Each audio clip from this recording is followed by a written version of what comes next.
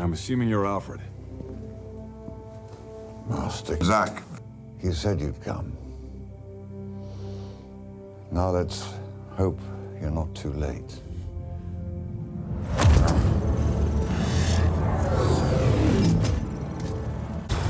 Hey everybody, welcome back to the Enemy of the Good podcast. I'm the captain. I'm Tootsie. All right.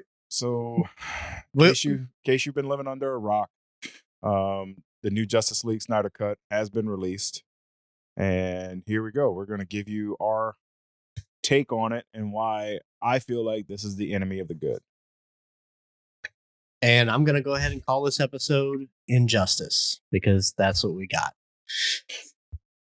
Or that's what we should have got, InJustice. But anyway. So Cap, I'm going to let you start off on this because you viewed it probably one day later than I did. So you maybe got a little fresher take on this, but. Okay. What was the Snyder cut better than the original Justice League release? Yes. Yes, it was. Was it necessary? No, because to me, you still got a bad movie released to replace a bad movie. A worse movie. But yeah, it's like it's replacing the worst with bad. And it was just a mess, right? The continuity wasn't there. There was all kind of other issues. Then you've got the back end stuff of what was going on. And I mean, if you give every bad movie a redo, then yes, they will give you a better movie the next time around. But now you're talking about what they did was they spent something like $26 million on reshoots, which is insane, really high. Yeah. Like 10 million is, acceptable for some reshoots, but these lasted longer. They were bigger. They had to do the digital edit of the mustache. Yeah, they did a better job on that. I wasn't looking for it, but I didn't notice it. I did. I didn't look for it, and I didn't notice it. So probably because I wasn't looking for it, but it was just I'm not. DC sucks. Here's the problem. They suck on screen. I'm gonna just here's say the it. problem I have. Right. So it was a better redo. Was it great? No. Was it good? Am I gonna rewatch it? No. I don't have another 4 hours to devote to it. And I understand, yes, you can break it into the chapters.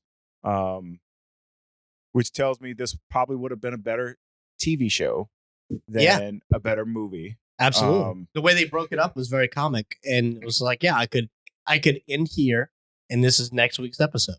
But yeah, I mean, you gave him a chance to redo something that he already did bad. Like, that's what people don't understand. Like, yes, Joss Whedon had something to do with the other release, but a lot of what was filmed, and you can tell between the two movies, was done by Snyder. Yeah. The cutting up of it and putting it out, yes, that was done by Whedon, but the majority of what was filmed was done by Snyder. Or he just reused Joss Whedon's cuts and said, hey, this was mine to start with. I mean, however you want to look at it. I have no idea. I have no idea how it was broken up. I mean, you could tell the differences. The lighting, the coloring was different. Yeah. It was a lot of... It was more dark with Snyder, which that's his thing. Yeah, he's always done that with Watchmen and Sucker Punch, and everything else he's done before is always in that dark. I hate the lighting of what he does in a movie. It's good for it's like him not Shyamalan and his twists, or the lens flares. The lens flare from your boy. Yeah, I mean from Abrams. Yeah, I couldn't think of his name. Yeah. I want to try to forget him for what he did to Star Wars, but I mean, let's just break it down. You gave us some notes. So I mean, the very beginning of the movie is 15 minutes of Superman screaming. Yes. And how it affects the going around the world. Because apparently when he screams to kill, his death throne triggers everything in the universe. Like, okay, I get it, but weird visual. Yeah. I mean, I didn't hate the intro. No. I thought it was a good recap to finish off Batman versus Superman. You bring it in, you tie that into it. It's a good little shot, but I mean, the scream heard around the world. I believe we've done that before. Yeah, I think I didn't dislike that. I think that was a good enough. Like that I was said, a good enough intro. Like I said, I didn't hate it, but I feel like we could have done something better. Well, it made sense when they came around to the mother box scene and said, "Oh, well, the mother boxes didn't activate because freaking Superman was here." Which another thing is, I mean, let's go ahead and why can't we come up with a better name for these things, like Genesis cubes or something? Like, why mother box? Or it sounds like a bad porno name that you can find somewhere. the mother box. Damn it! Now I'm gonna have to look. It like some of these things were written. These things were come up with back in the 70s, right? The 80s. I mean, right. That's fine, but let's go ahead and rehash it. Let's give them a better name than. Let's say the mother box is the nickname, and be like their interdimensional tesseract transportation and matter rearrangement device. Tesseract, you can't use that. We already. Well, you know what I mean. Did that. You know what I mean. I mean, we already did Tesseract. You call it a mother. They call them the mother boxes, but what they really are is DC's version of the Tesseract. Yeah, is their matter to energy conversion machines that can rearrange and redo not just matter but energy and meta energy, so it can actually reconstitute souls. Oh, that's cool. We just call them mother boxes because they give birth to shit. I mean, Genesis cube. Yeah. I mean, it's what it does. Why not? You need the 3 Genesis cubes to do it. I mean, mother box is just a horrible name. That was definitely never. That's totally new to the. The mother boxes were never that powerful in the comics. Yeah, but like I said, still they were just gonna make them that powerful here. Let's give them a new name. Yeah, something that gives it. Yeah, mother box just doesn't. It just wasn't good. Yeah, mother box is what you call like a computer, which is what they were. That's a motherboard. Yeah. So I mean, you had that at the beginning, right? And then it's like Batman riding a horse in the Arctic. It looks like a scene from Lord of the Rings, which we'll come back to a little bit later because there's some more Lord of the Rings imagery in here. And I'll get back to. We're gonna get down the list to that one. It's gonna be freaking fun. But like here he is. Here he is riding a freaking horse to go find Aquaman. It's like, and then when he gets there, like, oh yeah, the choppers have been down for 8 days. Oh, so you decided to explain the horse riding in the movie for the only reason is because Batman has planes that don't care about weather. Yeah, you think maybe he was just trying to get to where he was going, just to kind of, stay under the radar as Batman and be Bruce Wayne. No, that would be him traveling by foot because it would be training on top of going find Aquaman. That would be a Batman thing to do. But riding a horse like you're in a scene from Lord of the Rings is not a Batman thing to do.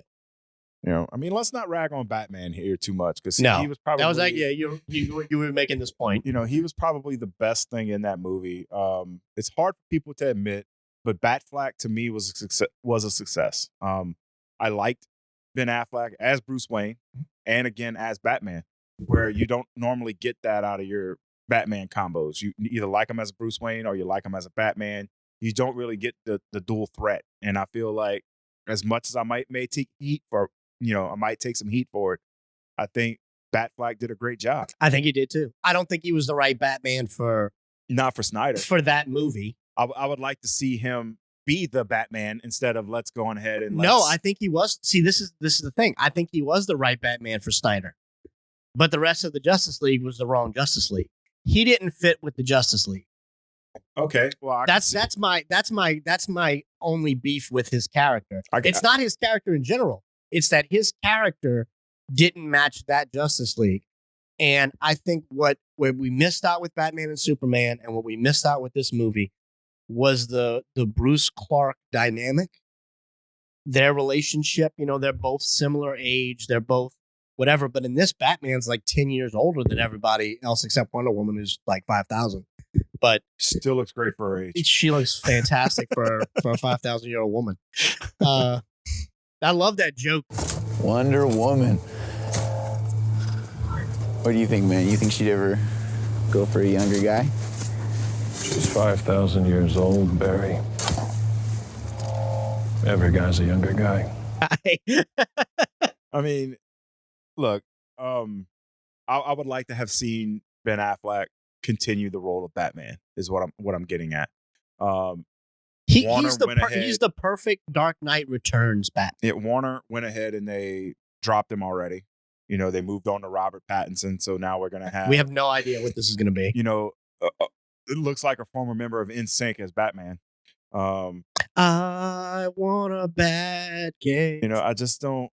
That's the biggest problem I have with Warner is that they have no direction. They have nowhere they're going. They need to take and have like a Kevin Feige person Yes. in control of this and let him hire the right directors to do it and let him move it on. Because I mean, even he made mistakes, you know, right? So Age of Ultron tanked, didn't do great. So what did he do? Moved on from Joss Whedon and brought in the Russo brothers to finish up, and and brought in Taika Waititi to do what he had to do. I mean, when he saw things were going wrong, he made the right changes. Yeah, and then look, the rejects went to DC and made crap again. Right. I mean, I'm not a fan anymore of, like, Joss Whedon's dead to me as far as doing superhero sci-fi. He had his time with Firefly and Buffy. Yeah. And Iron Man He's trying 2. to relive his glory days. And it's just not working. And it's spilling over on set. We'll talk about that in the second half of the show. Yeah. But or on another, because this may take too long. This may take the full hour. But I mean, it shows you that you have to be able to tell a good superhero story, and Warner has not done that. Right? I thought Man of Steel was great.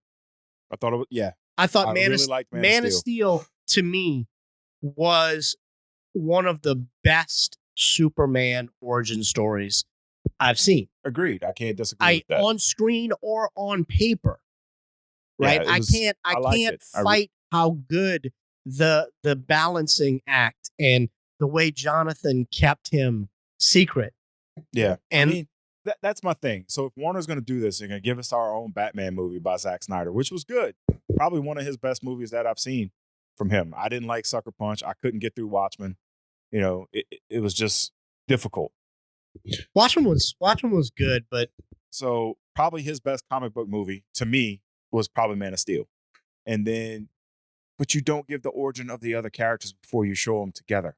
Right. So we should have got a standalone Batman movie before we got Batman versus Superman. But you don't need a Batman origin story. No, you don't need a Batman origin story, but you need a movie to go ahead and establish Ben Affleck as your Batman on Solo. Yeah.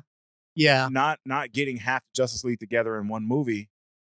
You know, maybe have him with the idea of getting them together at this point. You know, a clip with Diana, but don't put her as a main portion of the movie. Right. You know. Well, like they kind of carried it over from his Batman Superman, where he had those dreams about the future and Superman the being Nightmare evil. Batman, which to me looks like it would be an awesome movie. But I mean, is that any different than what Tony Stark saw?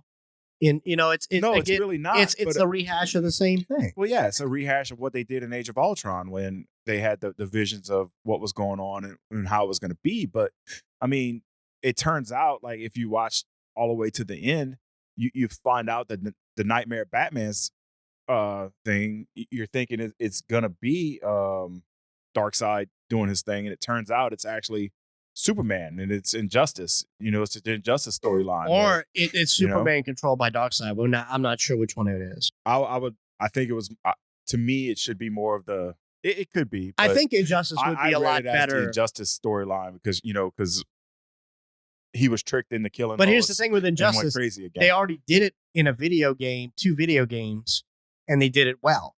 Yeah. So anything they put on screen is going to be inferior to 80 hours of gameplay. Could it be, or could it be better? Since you already have that established canon. Name one movie that they pulled from a video game that was better than the video game. The first Mortal Kombat. Name 2. The Mortal Kombat that's about to come out. Shut up. Shut up and die. I'm excited about that one. Mario Brothers. Oh, hello. That wasn't even. That had nothing to do with the game at all. Like, they forgot what they were even doing with that movie halfway through it. Well, I mean, let's be frank. If you make a Mario Brothers live action movie based on the video game, You're talking about doing drugs and killing animals.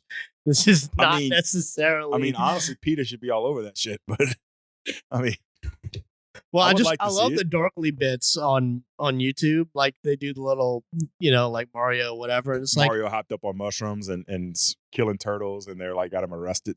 it's like, what are you doing? That was Bob. Bob. He had kids. Okay, so back to Justice League. Honestly, let's all right. So back to Justice League. Yep. Everything Batman was good. Yeah. Because I mean, Jeremy Irons as Alfred. I love didn't Jeremy think Irons as anyone Alfred. could replace Michael Caine. Oh, Jeremy Irons. Jeremy Irons nailed it. I mean, Jeremy Irons is a fantastic actor. I can't really pick out something that he did that I don't care The Dungeons for. and Dragons movie. Okay. Besides that, Okay. That's all I have. that's it. That's But that really wasn't him. It's though. every That was- like Raul Julia's got a Street Fighter and all this other stuff. So yeah, your great actors do have those. Yeah, but it turns out he was dying of cancer while he was filming. Yes, fight which is scenes. crazy. So, I mean, the fact that he even put something. You know up why on he screen did it, was right? Really good. Do you know why he did it? Because he was about to die. No, his kids were big fans. Okay. They love Street Fighter, and when he told them that he got offered a job to play in Bison, they were like, "Do it, Dad." And he's like, "I just got over cancer. We didn't know how to do it." And I mean, between Van Damme's coked up binges every night and the fact that they had to shoot.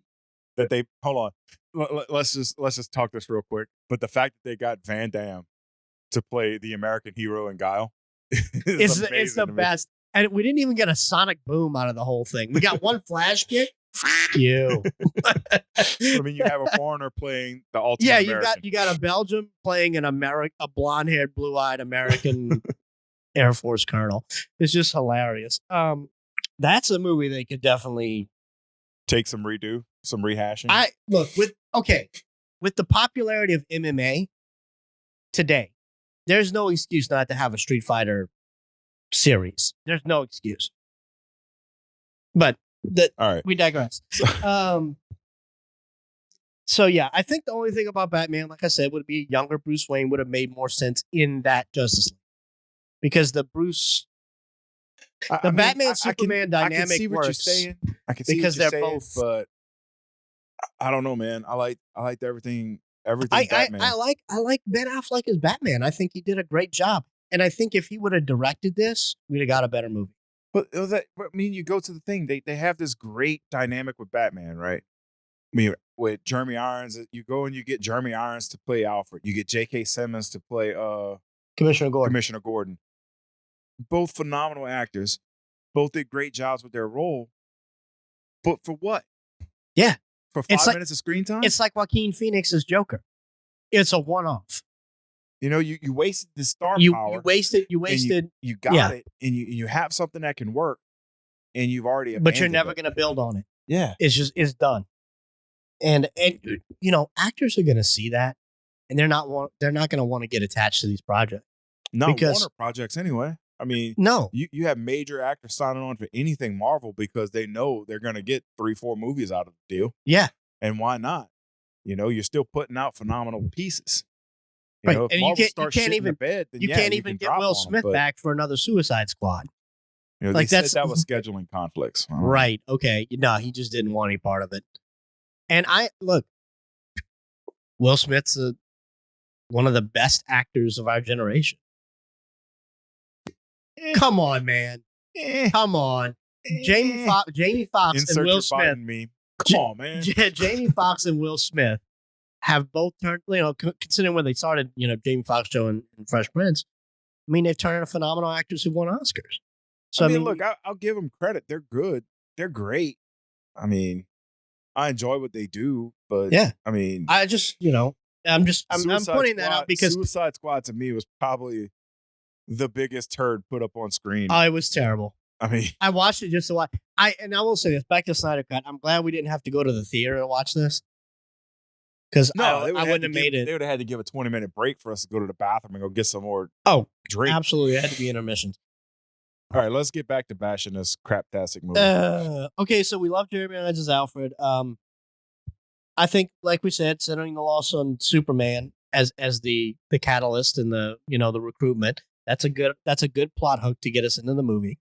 I mean, it made sense. But I am gonna start ragging on these stupid Amazon Themyscira scenes. Okay.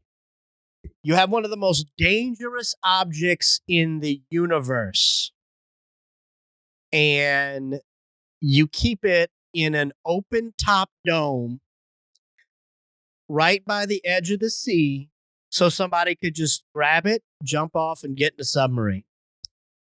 And the whole scene at the beginning with them coming in and Steppenwolf teleporting in and the Amazons fighting him and the things. First of all, it was better than the first time I saw it.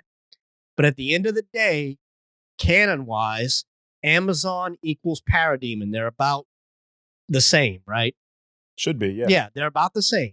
But I don't mind the Amazons taking heavy losses. I don't mind Steppenwolf coming down and whipping them. But the fact that they tried to seal him in when the top of the fucking dome is open. Like he literally could just jump out. Yeah, but didn't they No, crash that whole part in? it doesn't matter. I don't care if it went into the ocean. That's not going to kill this guy. Okay. I mean, It was the dumbest. Let me talk about the whole thing. All right. Yes, the Amazons are powerful and they're equal to the parademons. Do it, but not with fucking bow and arrows, man. Okay, yeah, like The bow and arrow. you're right. Why imagine what depleted uranium rounds would have done to. I mean, let's Steppenwolf. just say bow and arrow.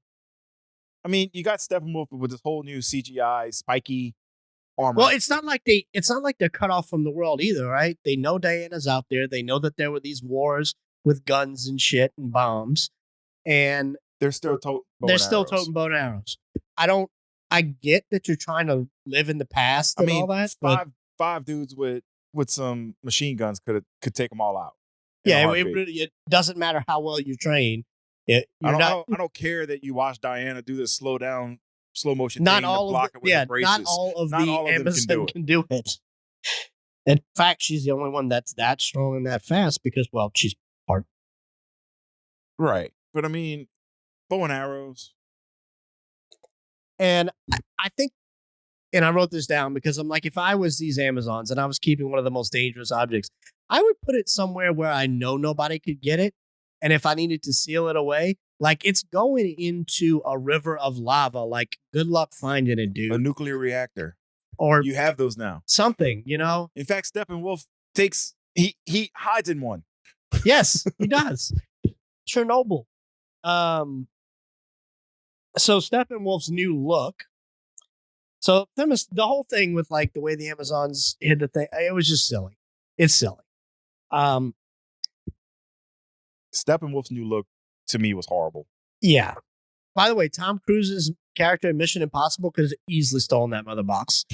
I'm just saying. From one of the first scenes in Mission Impossible where he just rappels down and grabs the thing and goes up. Just like, yep, I got a mother box. Yeah. I mean, Steppenwolf looked like the Destroyer from Thor. Yeah. Like, why are you? And it's like, ooh, his armor oscillates like fur. Like, what is he? A freaking cat? Yeah. I once again, another bad decision. I'm sorry. I just don't like him as a villain. I like how they introduced Darkseid, and I like how like Wonder Woman's intro, basically her finding the underground temple and the pictures of Darkseid and all that, and her and then the way that they explained Darkseid before having come to Earth, having.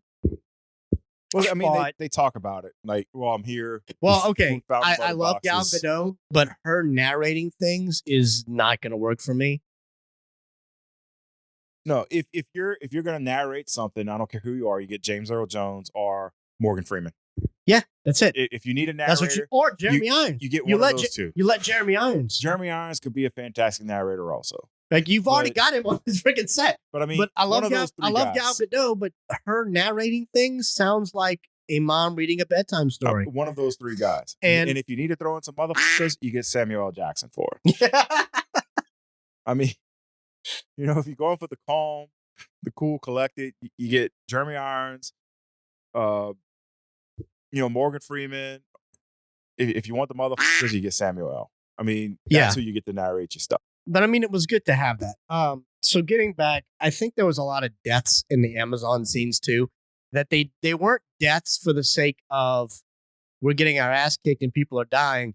It was deaths to have deaths so they could show people dying and have emotion on a scene that otherwise had no emotion. Am I making sense? But did it really bring emotion? Because to me, no, it didn't. You're not but attached to any of these people. They tried because it was like, oh, I'm dying, my sister. Take this box and avenge me with your bow and arrow. Like, yeah, your bow and arrow. That's gonna work. And great. it's like these Amazons that can lift a horse are getting died by a horse falling on them. Died? You mean getting killed? Well, you know what I mean. Moron. They're getting died. No, they're getting died by horses. Then they're dying because a horse fell on them. Like, no, you can lift the horse. What's the point? Several things bad about these scenes, but it was just they could have done so much more with the Amazons that I just feel like they left them in a period of time with bow and arrows. Yeah, were they freaking cavemen? Now look, you can do that in the comics because that's whatever, but when you're doing it in the film, yeah. But you see, when they made the comics, when they made these original stories, the 70s, right? Yeah, 60s, 70s. If you're trying to boost them up and put them in modern times, then you need guns. You need these things. You can't leave them with bow and arrows. If they were serious about... I mean, even Hawkeye has arrows that explode. Exactly. Green Arrow has arrows that explode and has poison on them. Yeah.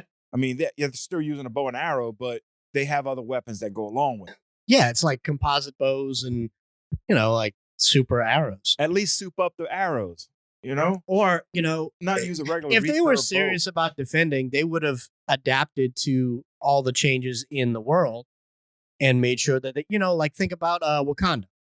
So let's take Themyscira versus Wakanda. All right, so yeah, you know what? We can hit on the Amazon stuff for a long time. Stupid bow and arrows. It is just that they could have Wakanda'd the Amazons, and I'd have been fine with that. Let's see. Okay, so blatant product placement with Gillette.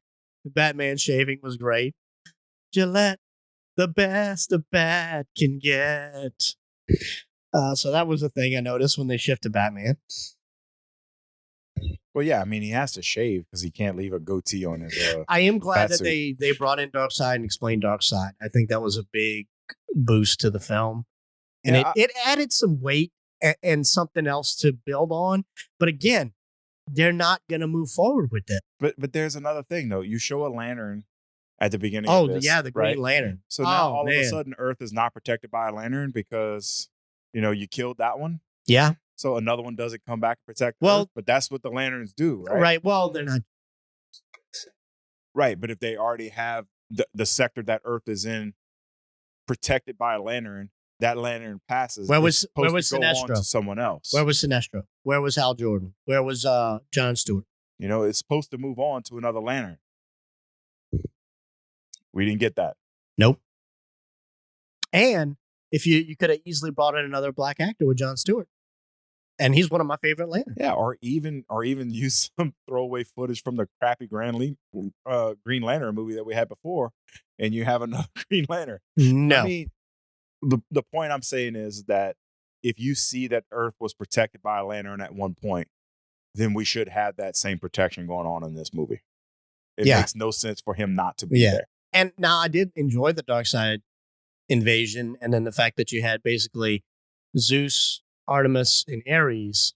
It took those three to take down Darkseid. Yeah, but once again, Ares took him down with an axe to the shoulder, i.e., Thor taking down Thanos. Well, technically, it was to the chest. Still, chest to shoulder, same cut, almost. It's the same exact side. I mean, the same exact cut. Hashtag Thor did it better. Hashtag go for the head. Yeah. So the other thing with the mother boxes that I thought was funny, it's just like one to the men, one to the Amazons, one to the Atlanteans, Lord of the Rings again. Right. One ring to rule them all. Yeah, but apparently 3 boxes, one to each series of people. Which the way that the continuity in DC movies is already screwed up as it is. But like I watched Aquaman after this because I started watching Aquaman before because I thought it happened before. No, it happens after. It happens after. I found that out like I was 30 minutes in Aquaman. I'm like, oh shit, it happens after. So I go to watch Justice League, and now I go back to watch Aquaman. I'm like, wait a minute. How did he have... Because he had his mother's trident in Justice League. Right. And which makes sense because he did have that at the beginning of Aquaman. So that, and then it just was all weird. Like he'd been down there to where the box was, but he hadn't been to Atlantis before in Aquaman movie. But he was down there where the box was in Justice League. It just didn't make sense. Yeah. Like he's never been to Atlantis, period. How did he know where the box was before he goes to Atlantis for the first time in his movie? It was just, it just the continuity is all hot mess. It's a continuity mess. Okay. He said he'll fight with us? More or less. More or more less? Probably more or less. He said no. He said no. You were talking about the Flash introductory scene. We'll go to that next. Yeah, what a creep fest. First of all, we canceled Pepe Le Pew for being as rapey as he was. No, that he wasn't. Yeah, man. He wasn't Pepe Le Pew rape. Yeah, but it was creepy. He didn't chase her creepy. around, but it was creepy as hell. He slows everything down, rubbing her on the cheek, and there's hot might as dogs well flying around. He might as well just shove the hot dogs in her mouth. There are wieners flying around. And look, props to whoever came up with that scene because that's Adam Sandler level comedy right there. But I mean, look, we're sitting here right now talking about it. You and I could have wrote a better intro scene than that. I agree. To him. And for Flash, I mean, you can have the car accident. You can have everything else, wish they would have, but you leave the creepiness out. I wish they would have started him and his dad in the talking in jail. To me, that would have been a better introduction. That's the best introduction because then it explains his entire character. It explains why he's trying to do what he's trying to do. It explains why he's pursuing. He's a kid going to college to pursue criminal justice degree because his dad was wrongfully imprisoned for murdering his mom, who was actually killed by what would become his greatest enemy from the future in Zoom. Well, we did in Reverse Flash. They did that in the CW, right? In the CW show, and that was a show. And look how long the Arrowverse lasted. Right, 8 years now, 9 years, and way better than anything that they put out. So much better, so much better. And like Stephen Amell could have been an amazing Batman, but I'm glad he was Green Arrow. Yeah, I mean, he did a great job on that part. And I mean, the fact that you already have an established Green Arrow and you have an established Flash. Yeah, you're right. The CW shows were just definitely a good thing to build on, but they decided not to do it. That's their choice. They could have used those established characters and brought in that fan base to already be into the movie. Yes, but they didn't do it. Because Arrow's in Justice League. Well, look, but the problem is with the CW universe, You've got a Superman in there, you've got a Martian Manhunter in there, and you've got a Supergirl in there, which I would have been fine with them. To me, the only problem is the Superman is where you draw the line. I mean, you can. Okay, so you already established Henry Cavill as Superman, so you got to keep him that way. Even with the new show, you already established a Man of Steel, Batman vs Superman. It's his third movie as Superman, so yes, you have him. But you already have actors that people like as those other characters. Yes. And you could have used those and just threw them right into there. Yeah. Well, I mean, here's the thing, too. In the CW Crisis on Infinite Earths crossover thing, that was basically the end of Arrow, like part of the Arrow's final season. And in it, Ezra Miller's Flash makes an appearance. Oh, does he? Yeah. There's a scene between CW Flash and Justice League Flash, where they're like, they kind of do like you're from, and they, maybe they're doing a Flash. Yeah, and it was funny is their characters are very similar, and I enjoyed that about Ezra Miller's Flash was very similar to CW Flash, and I did like, and I think he did a good enough job with it that I believed him as Barry Allen. Yeah. especially with the Snyder cut. Before, I had a problem with it because his character had no depth. There was no Yeah, they lack the intro. There wasn't the whole thing with like and that's what they did with Cyborg too. Was they cemented in me that this was Cyborg, right? This is the Cyborg backstory that should have been in the movie, but it was cut. Same thing with Flash's backstory; it was cut. I think they could have had a better backstory, better intro for Flash. Yeah, I think the intro was... I didn't hate the intro for Cyborg. What I did dislike was the slow motion. If you establish, all right, so you use the slow motion to establish the speed of Flash, right? Mm-hmm. But yet they throw the slow motion in with Wonder Woman. They throw the slow motion in on that football game that you got to watch, knowing that he's a straight A physics student who is the captain of the football team. Like quarterback. Those two things actually don't go together at all. Right? The fact that he was a football star and that he was, straight A physics, they just don't meld in real life. Yeah, it's not a realistic character. And then the daddy issues. But the character of Cyborg, the thing with supers is sometimes they are exceptional people. Like look at Batman, right? You can say that, but Batman is the same thing. He's an exceptional physical talent and an exceptional mental talent. So I wouldn't take that away from... I can take it and I can suspend disbelief long enough to get into that.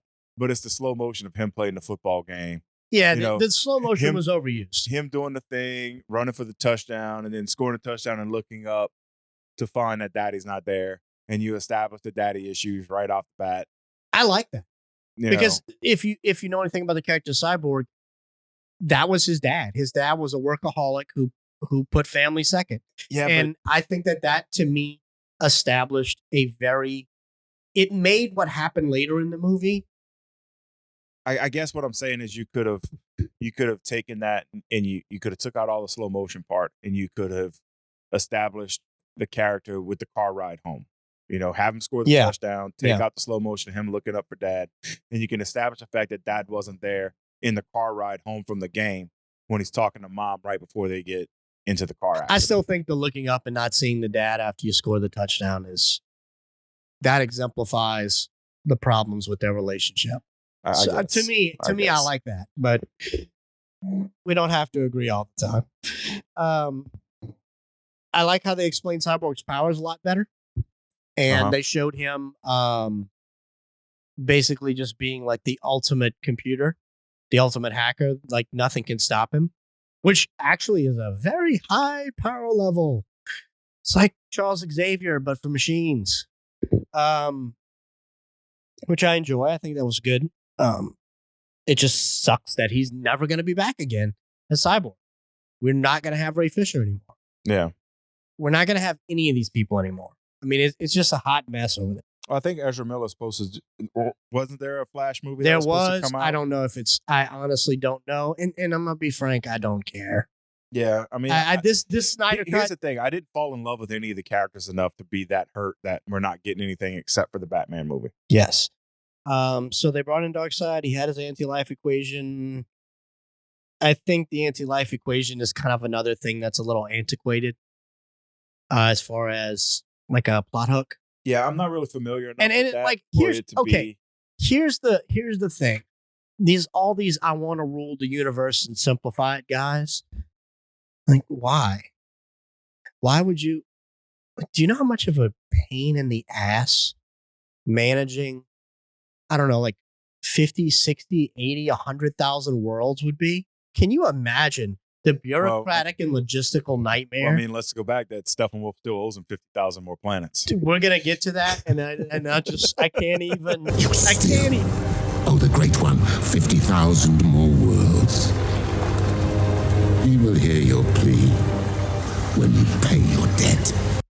He owes him money, folks. Steppenwolf got kicked out because he owes his bookie money. I mean, in the grand scheme of things, yes. Well, these are giant, powerful aliens. They deal in planets like we deal in Bitcoin. And Darkseid had too many lines. Agree or disagree? No, you see, I think Darkseid was used enough. But I'm saying he said too many words. No, I don't think so. I think they nailed it with Darkseid, and they failed with Steppenwolf. How many times did we see Thanos in Marvel before he spoke his first word? Well, but we weren't getting Marvel. That's the thing. And that's where we both differ on, not differ. This is where we both agree on this, that it should have been more Marvel-esque. They laid out the pipeline for you to have a successful movie franchise when you're doing comic books, right? They laid it out. It's out there. Everyone should be able to do it. But DC is going their own route. So, and I guess this is where the part that I didn't like about Steppenwolf was that I feel like we saw him too much. We saw him battle and fight too much in this movie. Yeah. If he's your big bad for the movie, you see him twice. You see him kick some ass once, and you see him get his ass kicked the second time. Yeah. I mean, that's how it works. That's the perfect, that's every superhero movie you've ever seen. I mean, even going back to Guardians of the Galaxy, Ronan comes out, he kicks some ass for the first time, but you see his goons do all the work the rest of the time until the end where they have to fight him the last time. And I mean, you know, it establishes Superman's baseline power too, as far as where he fits in the universe, which is pretty cool because let's just face it, he's Superman. Right. I mean, that's the whole point. He is a god level. Well, I mean, Steppenwolf says it at one point: no Kryptonian, no Lantern. You know, this world is basically unprotected. Yes, is basically what he's saying. And the fact that he says that, but we see a Lantern there 1,000 years before, makes no sense to me. The fact that there's no Lantern. There's no Lantern. Yeah, like what? Where are you guys? Are you even doing your job? Do you even check on Earth? But so we had that. But he was not as intimidating as Thanos, Darkseid. No. And that to me is where they kind of lost me because but he wasn't going to be because of how he was introduced and how they did it. But he should. But I mean, you saw him in his first scene in the movie, you saw him get beat. So if he's supposed to be this ultimate big bad guy. Well, supposedly that was like a young Darkseid. But the first thing you see of him is him getting beat. Yeah, but it took 3 Greek gods. I understand what you're saying, but you're the ultimate big bad guy. Your first fight that you show is not you getting beat. You know, let's go back to it. We're talking about misused things. Martian Manhunter showing up. Yeah, I mean that was just not a great. I thought it was I thought it was cool what they did, but it's like that was it until the post-credit scene. Yeah, I mean what? It goes back to the whole thing I have, and this is the biggest thing I have with Marvel having to introduce all these new characters, right? So we're going to have to introduce the X-Men. We had to introduce Fantastic Four. Where were these people when all this other crap was going on? That's going to be my problem. And I think it's their problem of having to figure out how to introduce these characters into the universe. Well, the Eternals movie is probably going to deal with that. I want to see how they deal with it because the Eternals being in hiding while the Infinity Stones were being gathered is just weird. Right. But so I mean, we'll get there. We're gonna get. I have confidence. We'll see how they do it. I have confidence that Marvel is going to give us a good enough explanation of all this. Yeah, I don't think we're going to get any of those people until I think the Multiverse of Madness is going to be the key because they realize that they have to figure out how to bust this thing open exactly and how to, like you said. I mean, what you said is spot on. How do you bring in X-Men and explain? Well, where the hell were they when? Yeah. We could use a little bit more help. Invaded. Yeah, right. Martian Manhunter was definitely a waste. It was cool to have him, but it was a waste of. Yeah, he didn't need to be there. You could have put a Lantern. I am still not sold on Amy Adams as Lois Lane at all. She just doesn't. Well, I mean, that's because you don't really get to see her as Lois Lane, right? But if you're gonna put Lois Lane in the movie and you're not gonna have her be Lois Lane, what's the point of putting her in the movie? I don't know. I mean, you know what I'm saying? What was the point of us having to watch this movie again? Because you thought it might be a good idea to talk about it for a show. No, I thought it. I mean, it is a good idea for us to talk about it because it's the thing that's going on. But I mean, why did we have to do this again? Like, why did we have to get a 4-hour cut of this? Because Warner sucks with superheroes. And they gave in to fanboys. They suck. They suck. No, not even fanboys. Fanboys could have wrote something better. Yeah. Well. They gave into the hype. They gave in the people crying for it. They gave into it, and that's why we have to watch it again. Yeah, that's why in all of this going around. That's why everything I have to say about this is the enemy of the good. So let's see. I did put down here that so when everyone gets to the Batcave toward the end of the movie, when they're about to get on the plane, it's like they all act like it's the first time meeting Alfred. This is a continuity issue in the filming and the cutting. That's what this is. It is nothing else besides this. But they get to the Batcave in that scene, or I guess it's the Batcave 2 or whatever it is, Under the lake. the Batcave under the lake, and Because he still never fixed up Wayne Manor. no, but here is everyone pretending like they met Alfred for the first time when almost everybody in that scene had met Alfred at least once. But again, that's a continuity thing. It was weird. Zack Snyder does get superpowers better than Joss Whedon, but that's not saying a lot. We've kind of hit on all this, like with the slow motion, with all this other stuff. There's 2 characters in this movie, 3 characters that you could really say deserve slow motion. Only 2 should it be used on a regular basis, and that's Flash and Superman. Yeah, because of their speed ability. Yeah, because they're faster than everyone else. Diana's fast, but it's more like perception and reflexes with her. But the slow mo on the bullets and stuff. It was took more Matrix. It took away from. It took away from Flash. Yeah. It was more Yeah. Matrixy. They could just have her anything blocking the else. bullets really fast and not have the slow motion perception scenes, and that would be better and not take away from Flash. Because it almost makes it like she's just as fast as he is. Yes. And that's not the case. No. I'm glad they got rid of the whole Superman and Flash who's faster scene in Chernobyl with the poor villagers. Like, good. No more. Look, I kind of like that. I mean, at the end credit scene when they had in the first original one where they had the Flash and Superman race, right? Because that's something that does take place in the comics and it does take place everywhere else. Yes. So, I mean, it makes sense to have it there. But, I mean, yeah, I'm good the whole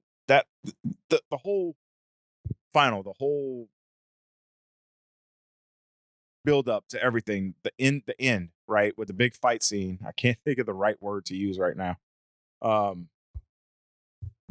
The climax, there we go. The whole climax, right? With them fighting in Chernobyl.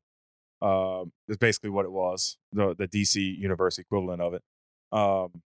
Them fighting there, and in the original they had to run away from the pink sludge that was taking over. I'm glad they got rid of that.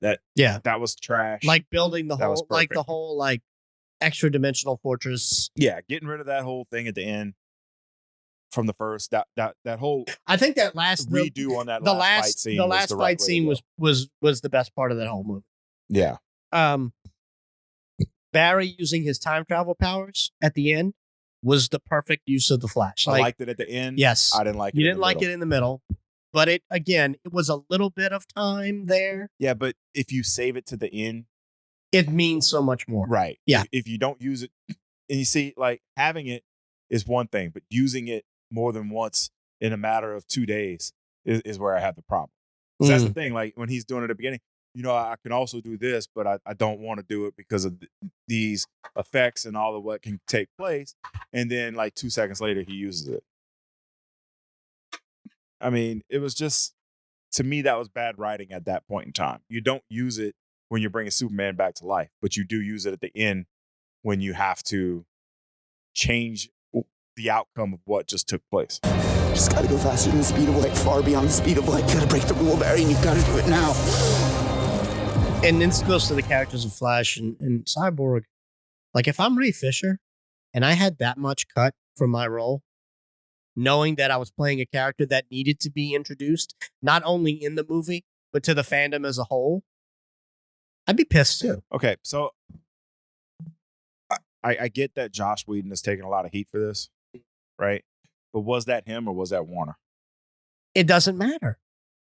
But that's what I'm saying. No, but if you're a director who's going to fight for your actors and you're going to put them through this, and then you're going to let the studio just walk over you with this crap. Also at this point, though, this wasn't Joss Whedon's movie.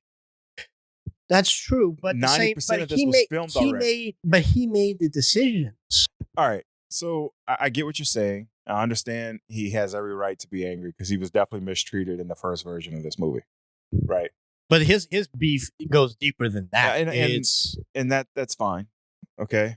But what I'm getting at is because ultimately Warner controls what's put out. Yeah. I don't believe that Zack Snyder or Josh Whedon had final say in what was actually being put in the movie. Because if it was, then we would have got this original Snyder cut the first time around instead of what we had the first craptastic, event. So, I mean, he has a, like I said, does Josh Whedon get the blame or does that go to Warner? I mean, it goes to both. To Warner for making whatever decisions they do on the executive level, and then Joss Whedon for not fighting that. Because you got to admit, all these cuts that made it back in made the story better. Yeah, I mean, so again, as a director, I agree. As a movie maker, you can't sit there and look at it and say, it's because Zack Snyder filmed most of this. But this movie doesn't work. This Zack Snyder cut does not work in a theater. I agree. Everything said and done. This does not work in a theater. And you could have cut some more stuff. But again, when you take two new characters who haven't had their movies in Flash and Cyborg and even Aquaman to some extent, if you cut their intros, people who've never seen Flash, who've never seen Cyborg, who don't know who they are, aren't going to get the characters. And if you would have put just the football, the accident, and the building him up with Mother Box scene in, that made Cyborg a much better character on screen. And it also made you, as an audience, as a viewer, care. Just like Ezra Miller, like his Flash interacting with his dad in prison, that's all you needed. Yeah, I mean, I don't. But they cut that. How do you cut that scene? Was 2 minutes. That amount of footage does not change that. But it changes. It's enough. It's enough. It changes enough of the movie to where it should have been in. What I'm trying to say is it doesn't add that much runtime to where you had to cut that. Exactly. The Cyborg scene and the Flash with his dad in prison scene, those two scenes, less than 10 minutes. Probably less than 5 minutes now if you want to go back and really time it. It was bad for Warner and Josh Whedon to cut those scenes from the original movie. But there's a whole lot more going on behind the scenes with that Josh Whedon crap than I'm willing to get into now. I thought we were going to have time to dive into that a little bit, but we're not. It's just there's a lot of back and forth. There's a whole episode worth of of Josh Whedon bullshit for us to go behind. You know what? Here's the thing too that I have. The way they treat and tokenize minority characters, right? It's just bad. Agreed. They do it badly, and especially in movies not made by Marvel about superheroes and sci-fi, right? Yeah, but even movies made by Marvel are getting that way right now. Yeah. You're going back to everything's a female lead. Where right. Which I don't have a problem with. I mean, like I said, I have two daughters, so I like for them to have these strong role models for them to look up to in movies and TV shows. But would you rather them have? And I'm going to pick on Brie Larson's Captain Marvel because I can. So Brie Larson's Captain Marvel or Sigourney Weaver's Ripley from Aliens, which is the stronger female role? Oh, to me, it's Ripley. Absolutely. But my kids won't sit down and watch. Well, they're not Aliens. old enough for that yet. But they'll watch Captain Marvel right now. Right. But I'm saying that there's and then Gal Gadot's Wonder Woman. Great example of a strong female character. The story around her isn't always the best. I wasn't definitely. Patty Jenkins can tell a great character story, but she can't tell a superhero story. Love you, Patty, but you got some work. You and Joss Whedon and Zack Snyder are all off my, and J.J. Abrams. Y'all are on my forbidden list of touching beloved sci-fi and fantasy and childhood. Patty Jenkins is getting another shot at this Rogue Squadron thing, so we'll see what she does. We'll see how that works. I just hope she gets the sci-fi aspect of it a lot better because she missed the mark in her Wonder Woman movies. She told a good character. The characters were good. The acting was good. The superhero side of it sucked. The power side of it sucked. Let's see. Oh, one of my favorite things toward the end of the movie, when Martha's moving back into the farm. How did you get the house back from the bank? I bought the bank. I mean, That's the most Bruce Wayne thing ever. well, yeah. I mean, they do that in several other movies. Like, well, how can you control this party? I just bought the hotel. Yeah. I mean, that's a Batman. That's a Bruce Wayne thing to do. Like I said, Can we say I'm done with that Batman symbol?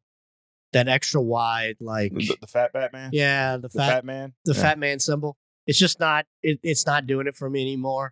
Yeah, but It looks too much like the Adam West Batman symbol, or it's just wide and blocky and just there's no. it's not great. It's not the when we first saw the bat symbol from the original Batman with Michael Keaton, where it was this cool like nice edges and rounded, and then you had the bat plane that looked just like the bat symbol, and it was just a really well flushed out and a well designed logo. His is just this generic black. Yeah, wide, probably the biggest fat. negative against him, against his Batman, it would be his symbol. We've already established that the Arrowverse is better than We what have we got on established, screen. like you and said, the ending, we the started alternate bringing up the timeline. ultimate timeline. I still hate Jared Leto's Joker. I'm just not sold on him. The worst showing of the Joker. It's just not. And then I hate Jesse Eisenberg's Luthor. I can't stand it. It doesn't fit. I mean, where it fits for me, and I'm just breaking this down because he already played Facebook guy. Zuckerberg. Yeah, he already played Mark Zuckerberg. So it fits for me that he's just kind of the Mark Zuckerberg of DC. Yeah, I'm just not. So- He behaves too much like he's pretending to be Joker, Yeah. and that's my problem with it. Okay. I mean, I can like get I behind get that. I but get the eccentricness of Lex Luthor, but Lex is more diabolically brilliant, Yeah. not eccentric, weird, crazy. right. Like I don't know. But I mean, when breaking it down, like looking at that last scene, I think I already said it was more injustice like than yes, whatever. but it was more of apocalyptic. and maybe it is Superman being controlled by Darkseid. The reason I say that I took it is that we'll never get to know. well, you got to remember though when they were doing the resurrection scene, and people were having visions about the resurrection, Mhm. and it was Superman being under Darkseid's control and yelling at Darkseid.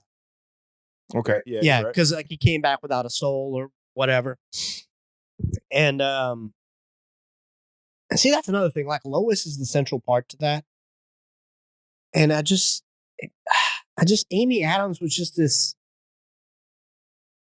She just played this generic woman who lost her husband in a movie. Like I just didn't.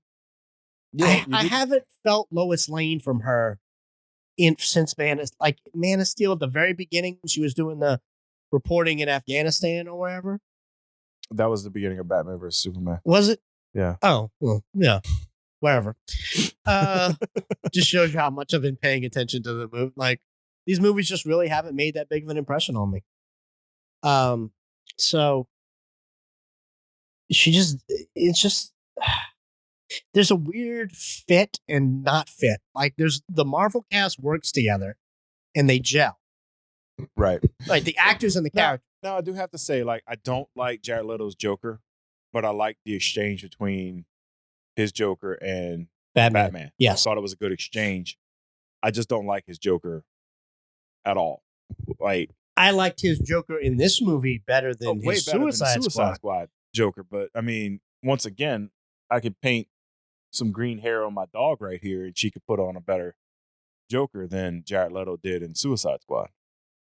Yeah, I'm not sure what direction they were trying to go with that, but it was not. I mean, they were trying to give you an original Joker, but they were also trying to follow Heath Ledger's Joker, which when you have something that was that good, right? You have to do something different. And, You- and you they just- tried that. You They failed, have to. you know. But I mean, it's hard to follow up something like that. Now, I was kind of excited at Deathstroke coming in. Once again, but it's going to be a complete misuse of waste, and it's going to be a complete waste. complete waste of casting. Even though Joe Magliano, however you say his name, Manganiello, I can never say his name right. However you say his last name, is like the perfect Deathstroke. He did a great job. You know, and then You know. I like the Arrowverse Deathstroke too. Yeah. Shit, I can't. Yeah, Manu Boyd or whatever his name, however you say his name, I can't remember his name, but he was a good Deathstroke. But I feel like if you're gonna go movie Deathstroke, then Joe Manganiello, I'm gonna say it different again. Manganiello is the perfect guy for it. You know, I mean, he envisions that role, and he'd be perfect for that role. And it was just a complete waste. I mean, I did like that they brought him back in that nightmare scenario, all working Mhm. with Batman, because, you know, Superman lost his shit after killing Lois Lane, or Lois Lane died or whatever. But, you know, I liked where that was headed. Yeah, I'm just a. But once again, I mean, if this is what takes place, you've already seen that Flash can turn back time. Why didn't he turn back time to See, stop them this from is killing where- that's where the time travel This is aspect where works I into hate it. time travel, because it's a cheap way to fix problems, and it's also, once you have it, it is a solution to every problem you have. Well, it should be. But they haven't. But well, But I mean, we don't know what happened to Flash. Maybe Flash died before, because you don't see him in the nightmare scenario. So maybe he was killed, and then the stuff happened, and then, you know. Manu Bennett, that's Arrowverse. Okay. Yeah. But yeah, he did a good Deathstroke in Arrow. But Let's see. Hold on. Who played Deathstroke in the Titans series? Anyway, you have your actors who've done great work on screen in this universe, and now it's pretty much gone. over. Yeah. Look, I mean, none of the castings were bad. Like I've said, the problem I had with the Flash was that it was already established elsewhere. That's why it was hard for me to get behind Ezra Miller. He did a good job. You know, I think he did. I think he pulled off the I didn't character. hate him. Like I said, I think Batfleck was the best thing that they had going on. Henry Cavill is a good Superman. Gal Gadot makes a great Wonder Woman. I think Henry Cavill's probably the best Superman since Christopher. You know, looking at Dean Cain. Dean Cain was good. Yeah.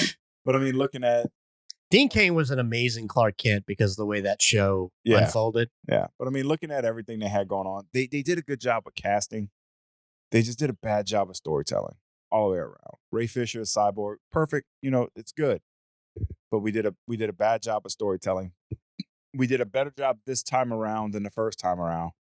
But when you put out that big of a turd, it's not that hard to fix it. I just, at the end of the day, you have one guy who did most of the work. Then you have somebody else come in and cut it all together. Then it's a mess. Then you have to do reshoots. I mean, you had to do basically a fourth of the movie over again as far as budget goes, right? I mean, you're talking about $26 million for reshoots, something like that, and taking almost twice as long as normal reshoots do. Yeah, I mean, what I'd really like to that had a lot to do with COVID and everything going on too. But what I would like to have seen was if this version of what we got was actually what he originally planned, or was what we got the first time was what he had originally planned, and he's like, "Oh man, that sucked so bad. Let me say there's another cut out there, and then I can throw some stuff back in, reshoot some other stuff, and kind of try to change this around so I don't look like I'm that bad." That's a question you and I are never going to get an answer to, but I think that's the right question. You know, because I mean, that's how I feel about it, because not enough of it was changed or completely changed to where you can look at it and go, okay, well, yeah, I mean, I see that. I mean, it all still had the same flow to it. I mean, Yeah. they still brought back Superman the same way. They still had the end fight scene. They just took out the pink sludge. You know, you still had all that going on. So was this his original plan, or what we came out the first time was original? We'll never know, because they're never going to let us know, because this one came out better. But I still don't think it came out enough to save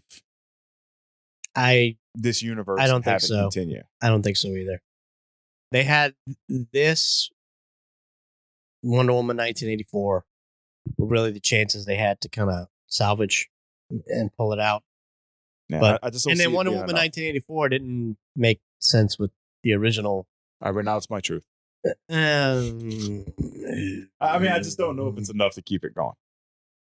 So, I mean, all right, Jafar. are movies like this a good thing, or are they a bad thing?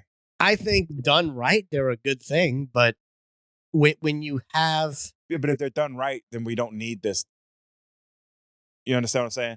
So, like, what I'm saying is, are letting them redo bad movies, is that a good thing or a bad thing. Letting the same Bad director thing. redo the bad No, movie that he did the first time. Let it die, and just reboot.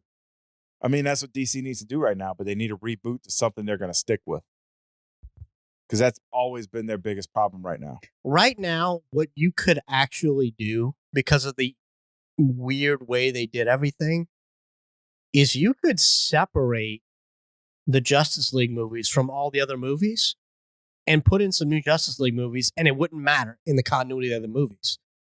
Does that make sense? Guys, this is So, not together, man. the only reference to Justice League is him saying, or them saying, "Oh, you beat Steppenwolf," right? Right. That's the only reference.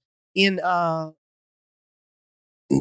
of the Wonder Woman movies have taken, they took place in World War I in 1984. Right. They took it. So before it's this completely, happened. yeah. So those are completely isolated. You've got Superman and the death of Superman. And you've got the Superman movies that could easily be separated. The first one. Yeah. And then you could say, okay, Batman versus Superman and Justice League, you could actually take those out and put in new movies with the same cast, and it wouldn't affect any of the other movies. Okay, I get what you're saying now. So what you're saying is they can just reboot this Justice League portion. Absolutely. Of it. So what you're saying is they could give you a Flash movie, they could give you a Cyber movie. or not even a Cyborg movie. You know, it'd be Because awesome. I don't know if his character is strong enough to hold a whole movie. Yeah, I would like to see a Cyborg and Flash buddy cop movie. I mean, that That would probably be work. pretty awesome. But I mean, like, and that's the thing. I don't know if Ezra Miller's Flash is strong enough to hold a movie on his own, or even Ray Fisher's Cyborg. Cyborg is strong enough to hold a movie on The its own. character intros that they gave us in the Snyder Cut gave them a lot of depth that they needed, and I think enough to make audiences care. And the acting gave the characters enough to carry their roles. Not over Batfleck and Gal Gadot Right. and Henry I mean- Cavill, but oh god, we forgot the most important part. So when Superman shows back up with the black suit, Right. love it. Right. Him But he's not supposed to wear that forever. No, him and Alfred having their conversation was pretty cool. And then when he shows up and Steppenwolf hits him with the axe and it just stops, and he's like, Not impressed. "It's definitely a better intro than what happened like last time." It's just like, well, I'm all about truth and justice, which felt corny to me the way he said it. But Superman's always been corny about that. Well, but I mean, like that's it was almost mocking. Yeah, but see, that's probably that's Josh Whedon's touch to it. You can see that. Yeah, and It was the attempt at a comedic moment but it was that like didn't need to be there. it wasn't a comedic moment. It was like a slap at Superman believing in those things, Right.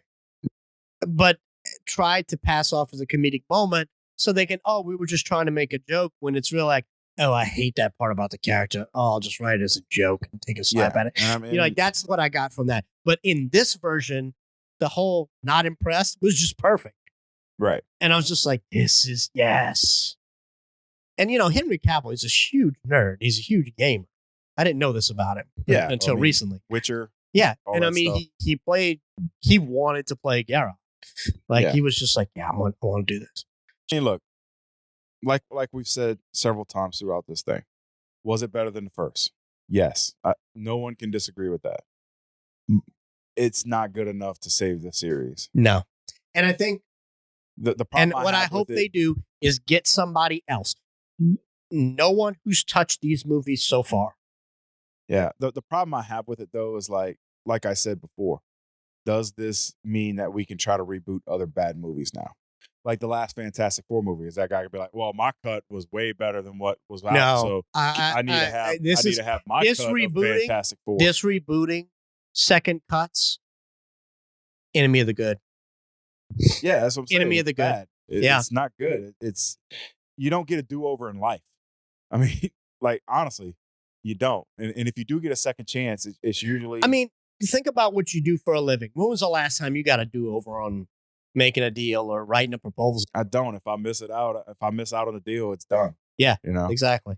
I don't get a second shot. I mean, if I write a bad proposal, if I write a bad review or article, you can't call them up and be like, look, I really wasn't feeling my best. Had a lot of shit going on. no, if I write a bad script, I'm Um, screwed.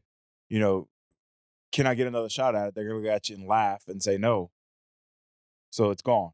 You know. So I mean, the fact that we got the redo of it, you know, I'm glad we did because it was better than the first.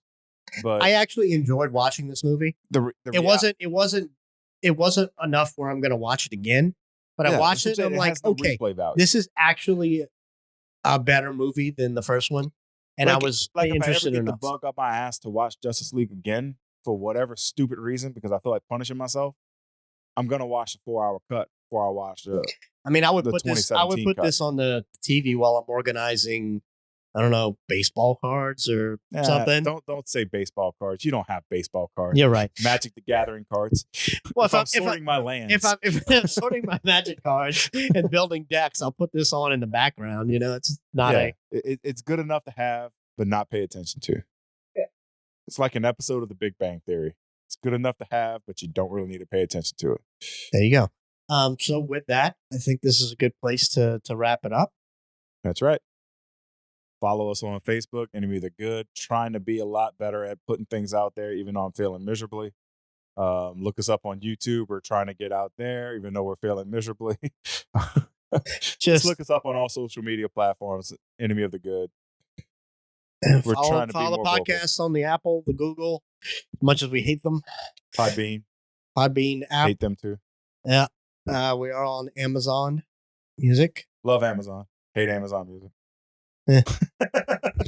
Thank you, folks. We will see you guys on the next episode. On the next episode. Putting together a team, people with special abilities. You see, I believe enemies are coming. Stop right there. I'm in. You are? Just like that. Yeah, I need friends. You know, I paid millions of dollars for this building's security. You got your money's worth. Took me almost a minute to disable it.